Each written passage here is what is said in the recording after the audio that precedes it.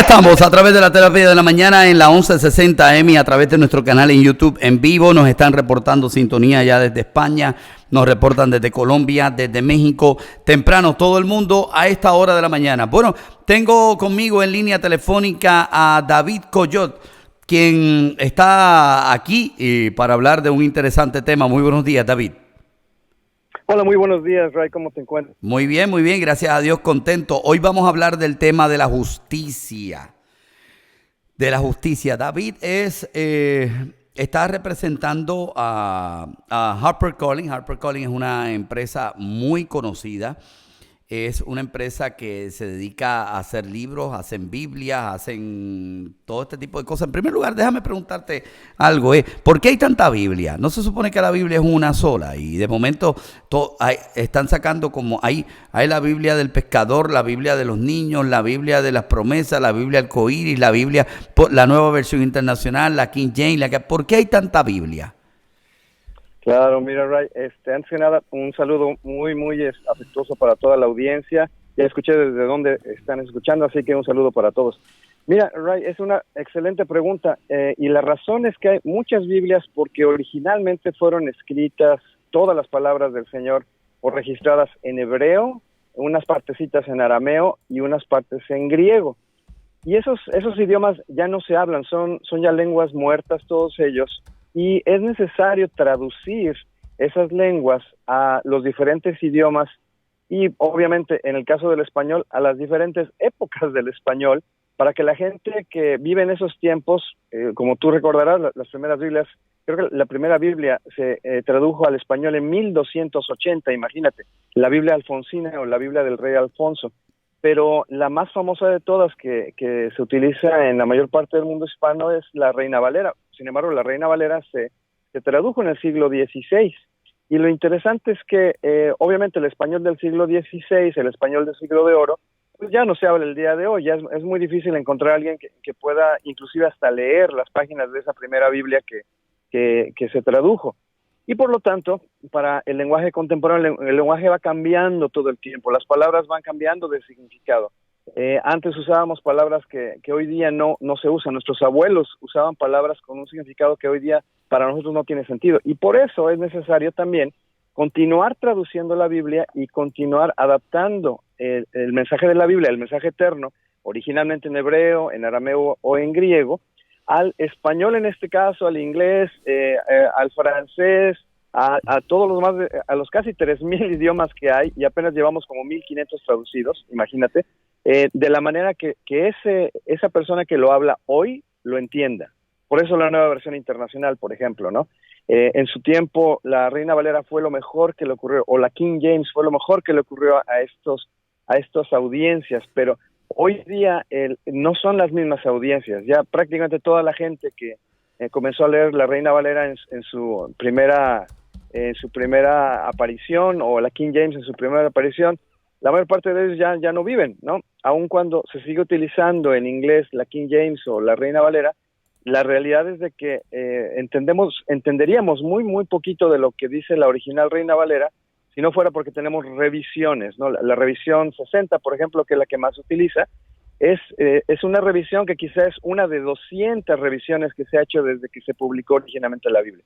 Ahora, ¿por qué la Biblia arcoíris o la de niños y todo? Bueno, porque hay muchos intereses, justamente, Ray, intereses que poco a poco a nosotros nos van capturando la atención y de repente va a haber gente que esté muy interesada en la arqueología o en saber de cuestiones culturales o en saber cómo aplicar de manera devocional diaria la Biblia, y por eso empiezan a aparecer diferentes ediciones con notas especialmente diseñadas para ese tipo de interés. O para los niños, por ejemplo, la Biblia es un mensaje eterno, pero hay cosas que los niños necesitan definitivamente aprender de una manera que se les facilite entenderlo, ¿no? Podría mencionar muchos pasajes, son un poco difíciles de explicar a los niños, pero con una Biblia de estudio para niños, ese es el tipo de cosas que se facilitan. Bueno, pero David, entonces me estás diciendo que a medida nuestro español, por ejemplo, va cambiando, se van haciendo otras versiones. Pero eso no, por ejemplo, vamos a esperar algún día voy a poder tener, y de hecho, si necesitas ayuda, avísame que yo te puedo ayudar. Podrías tener la La Biblia puertorriqueña, por ejemplo, que diga, chico, mano, esto está bueno, ay bendito, me dio pena ese. Mira, eso está muy bueno. Bueno, déjame decirte que esta es una de las cosas más interesantes respecto al idioma. El español que se habla hoy día, y es una cosa bien curiosa, el español que se habla hoy en día puede ser tan peculiar o particular como en Puerto Rico, o tan podríamos decir, celoso de sus orígenes como el español de castellano, ¿no? El de España, el de la península ibérica. Okay. O tan peculiar también y tan diferente como el español de Argentina. Pero esta es la realidad. Las editoriales cristianas en particular tienen que lidiar con un universo, vamos a ponerlo de esa manera, de más o menos 500 millones de personas. Y esta es la parte interesante, ¿no? Estos 500 millones de personas que viven en diferentes partes de estos 22 países, incluyendo los Estados Unidos, en donde hablamos español, ¿cómo se entienden? Esa es la pregunta, ¿no? Entonces, hay una especie como de español, vamos a ponerlo de esta manera, pan-hispanoamericano, o sea, que le puede llegar a todo el mundo. La palabra bueno, por ejemplo. O sea, el neutral, ese es el español de Univisión, el español neutral. Exactamente. Aquí yo soy mexicano, déjame decirte. Coyotl es un apellido justamente en náhuatl. Entonces, desafortunadamente o afortunadamente para mi país, hasta las películas de los 50s, 40s y las telenovelas, más para acá en los 70s, 80s, y que después, obviamente, eso se ha trasladado ya, la compañía más grande de televisión en México es Televisa, y creo que todo el mundo conoce al Chavo del Ocho. Todo el mundo, sí. De cualquier parte del mundo. Pues para bien o para mal, eso se trasladó a un montón de lugares, y con ello el lenguaje y los modismos que se empleaban allí, ¿no? Como te decía, las películas, yo conozco a compatriotas tuyos que me hablan de Pedro Infante como su compadre, ¿no? Alguien con el que crecieron o con el que crecimos, y todos escuchamos vimos esta película de Nosotros los pobres, ustedes los ricos, y a toda máquina, y lo de las motocicletas. Entonces, el idioma a través de estos medios de comunicación, ¡pum!, se expandió, y definitivamente se desarrolló dicen que no hay neutralidad en el español, pero sí hay una generalidad de términos y una generalidad de palabras y de uso de palabras, que es justamente la que utilizan todos los traductores de la Biblia hoy día, por ejemplo.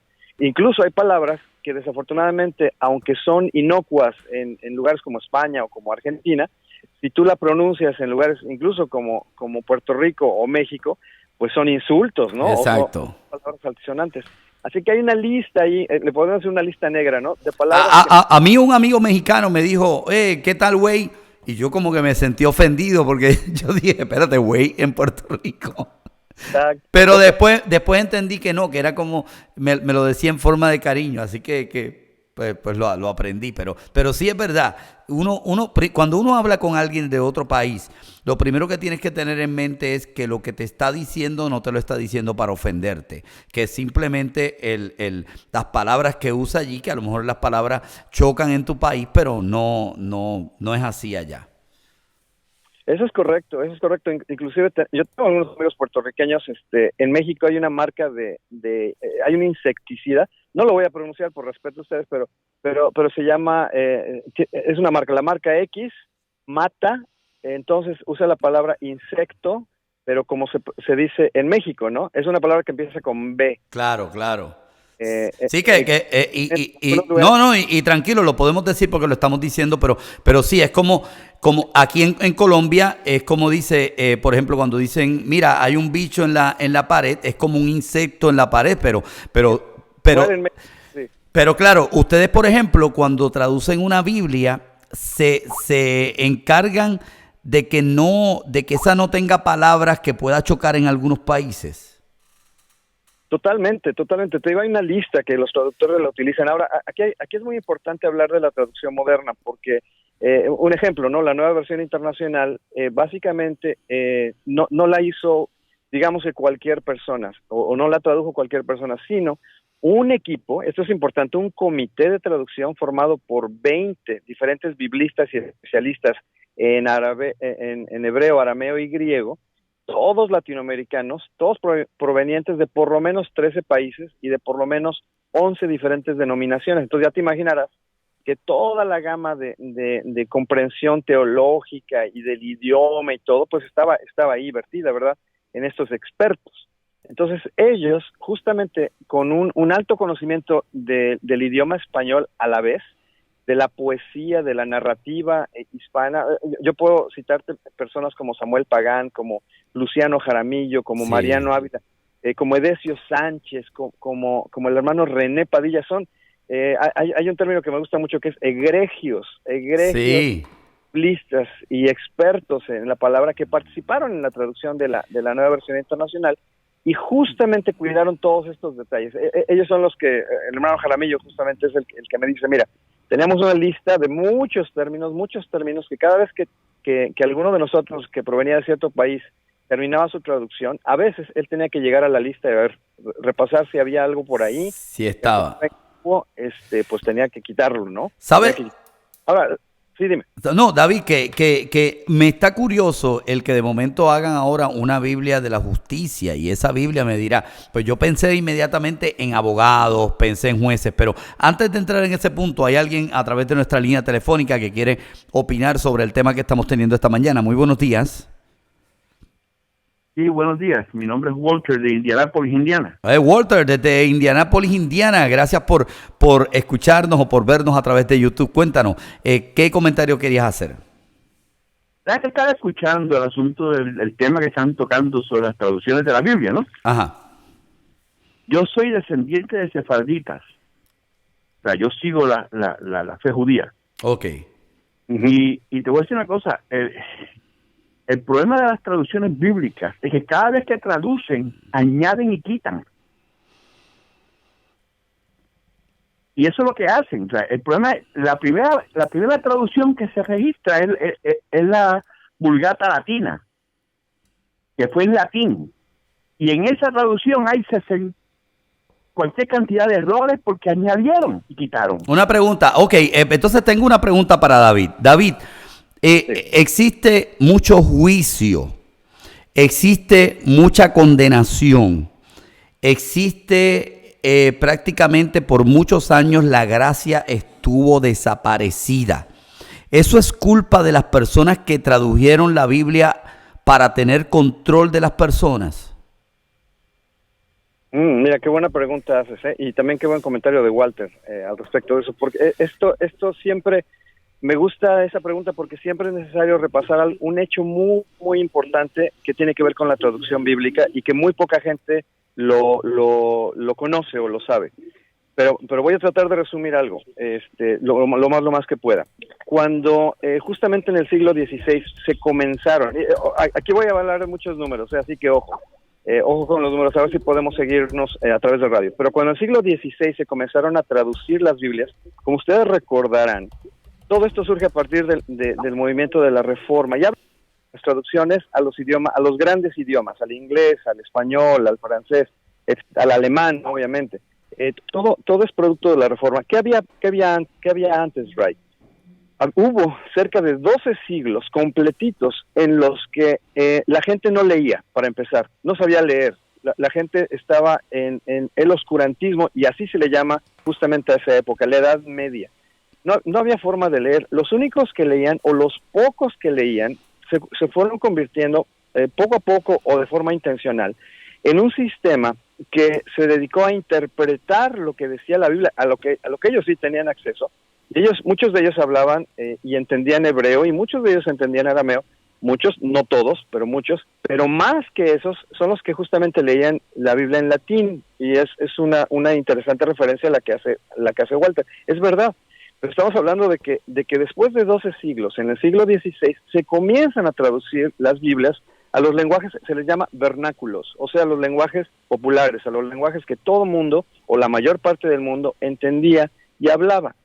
¿Qué ocurrió? Bueno, que nuestros hermanos increíbles como Lutero, como el comité de traducción del rey Santiago, el King James, como nuestro hermano Casiodoro de Reina, el acceso al que tenían a los documentos originales era muy escaso. Y les voy a decir en qué términos de escaso. Y ojo con las cifras, tenían apenas acceso a menos de 20 copias de los manuscritos del Antiguo y Nuevo Testamento, en particular del Nuevo Testamento, tenían acceso a menos de 20 copias, lo voy a repetir 3 veces, 20 copias, así, Wow. 4 veces los dedos de la mano. Entre los cuales, y otras traducciones que se fueron haciendo en siglos anteriores, como lo que les platiqué del siglo XIII, de la Biblia alfonsina, etcétera, o el Nuevo Testamento de Erasmo de Rotterdam, ellos tenían acceso a muy pocos manuscritos, copias de los originales, ¿ok? En los lenguajes originales, muy pocos. Eso fue en el siglo XVI. Ellos hicieron una cosa que solamente se puede catalogar como milagro, hermano. Casiodoro de Reina solito, él hizo la traducción de la Biblia al alemán desde el Antiguo hasta el Nuevo Testamento con los pocos manuscritos a los que él tenía acceso. Ok, ahora saltemos rápidamente al siglo XX. En el siglo XX tenemos acceso a más de 5.500, ojo, 20, siglo XVI, 20. En el siglo XX tenemos acceso a más de 5.500 copias. Obviamente copias, pero más de 5.500 documentos a los que podemos acceder hoy. Pero son copias de los originales. Claro, todas son copias de los originales. Los originales ya no existen. Ok. No se sabe dónde estaban los originales, pero aquí déjame terminar esta parte. El más de las 20 copias con las que contaba Casiodoro de Reina, la más vieja a la que él tenía acceso era del siglo XII, ¿ok? 12. Esta traducción del siglo XVI solamente tenía cerca de 20 copias y la más vieja era del siglo XII. ¿Sabes qué es lo que pasa hoy día, mi querido Ray y Walter y todos sus amigos de la audiencia? Hoy tenemos acceso a más de 5.500 copias del Nuevo Testamento y a más de 5.000 copias de los manuscritos del Antiguo Testamento. Y la más vieja, ojo con esto, y la más vieja del Nuevo Testamento a la que tenemos acceso, que es un pedacito, le llaman el papiro 52, data del siglo II. Wow. Y voy a tratar de repetir esto. Hoy tenemos más de 5.500 copias del Nuevo Testamento a las cuales referirnos, y la más vieja de ellas data del siglo II. Los traductores de hoy día tienen mucho más cerca, o están llegando mucho más cerca en los manuscritos del Nuevo Testamento, porque el más viejo es del siglo II, ojo, que lo que un traductor tan tremendo y tan increíble como Casiodoro de Reina pudo haber llegado con solo 20 copias de esos manuscritos, la más antigua de las cuales era del siglo XII. Entonces, es algo muy interesante. Conforme ha avanzado el tiempo, la arqueología bíblica, el estudio de los documentos, etcétera, etcétera, hoy estamos más cerca, Ray, Walter y amigos, estamos hoy más cerca de los documentos originales a través de copias y copias, pero más antiguas hoy día que lo que estuvimos en el siglo XVI cuando comenzaron las labores de traducción bíblica. ¿Qué quiere decir esto? Bueno, esta es la parte bien interesante. En el siglo XII, imagínate, ya habían pasado 11 siglos, 1100 años, desde que la doctrina cristiana había comenzado a predicarse, pero ya habían pasado 11 siglos, y era lo más antiguo que tenían ellos. Hoy día estamos pudiendo usar manuscritos que datan hasta del siglo II, o sea, estamos hablando del año 143, 130 y tantos, de nuestra era, que está mucho más cerca del año 100 o del año 101, que es cuando se escribió, lo más probable, entre el año 99 y 101, el Apocalipsis de Juan. ¿Te imaginas qué cerca estamos hoy día? Sí, estamos cerca. Bueno, es increíble. David, en nuestro control central, Héctor Samuel tiene una pregunta para ti. Héctor, adelante. Obviamente, David, quería hacerte una pregunta que sé que mucha gente también la tiene. Con tantas versiones que hay de la Biblia hoy día, una pregunta que mucha gente se hace y yo también me la he hecho y aprovecho para hacértela a ti también. ¿Cuál de esas versiones que tenemos disponibles hoy día es la más fiel a los textos originales de la Biblia? Pues, ¿qué va a decir? La de HarperCollins, todas las de HarperCollins. Sí, hombre, qué buena pregunta otra vez. Ajá. Mira, los traductores bíblicos te dicen lo siguiente. Todas las traducciones de la Biblia, siempre y cuando, esta es la parte importante, siempre y cuando cuenten con los mejores manuscritos disponibles, va a tender a ser la mejor. Ahora, ¿en qué sentido? Bueno, vamos a hablar ahorita de contenido y de precisión, ¿ok? Es increíble lo que sucedió con la Reina Valera en el año en el siglo XVI, increíble. Pero de nacimiento, por decirlo así, la Reina Valera tenía una limitación. La limitación era que los manuscritos, las copias de los manuscritos en los que se pudo basar Casiodoro de Reina solo llegaban hasta el siglo XII, ¿ok? Hoy día, traducciones, sí tengo que decirlo, traducciones como la Nueva Versión Internacional, como la traducción al lenguaje actual y otras que utilizan, que producen los nuevos traductores bíblicos, tienen una ventaja sobre la traducción Reina Valera, que en lugar de tener acceso a manuscritos de solo hasta el siglo XII, hoy día hay acceso a manuscritos hasta del siglo II. Entonces, en ese sentido, hay cosas muy interesantes, porque el contenido se acerca más o se aproxima más a lo que debía haber sido el original escrito en el siglo I, ¿no? Claro, pero también en las traducciones ustedes ponen su opinión.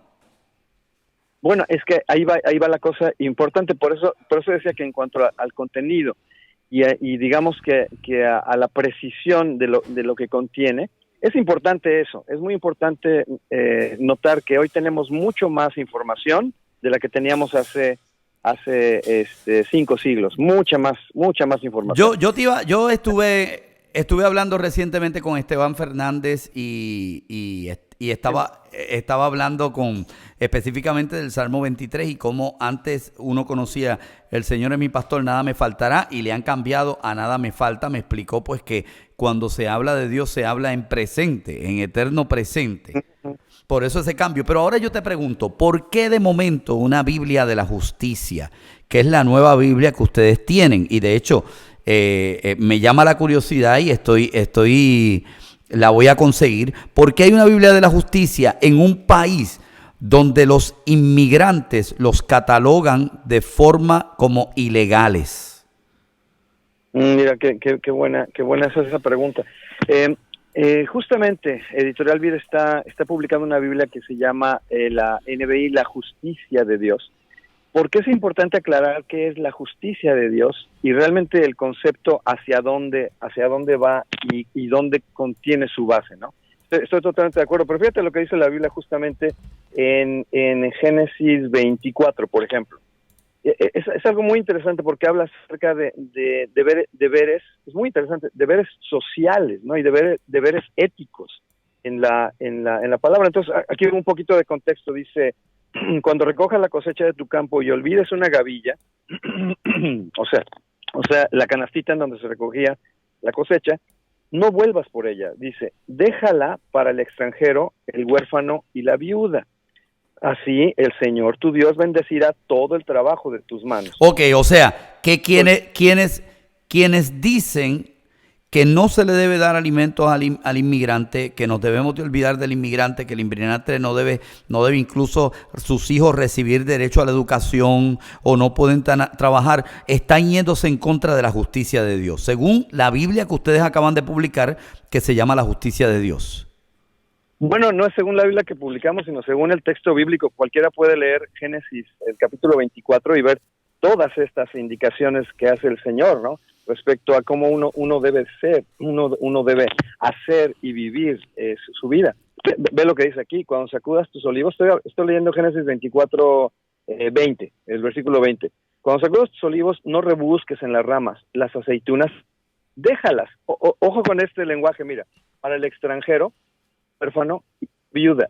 Y ve lo que dice el versículo 21, es increíble. Por eso te digo, es interesante, importante ver lo que dice una Biblia en lenguaje contemporáneo, en español contemporáneo. Aquí viene el versículo 21, Génesis 24, 21, dice: cuando coseches las uvas de tu viña, no repases las ramas, lo mismo, no las sacudes.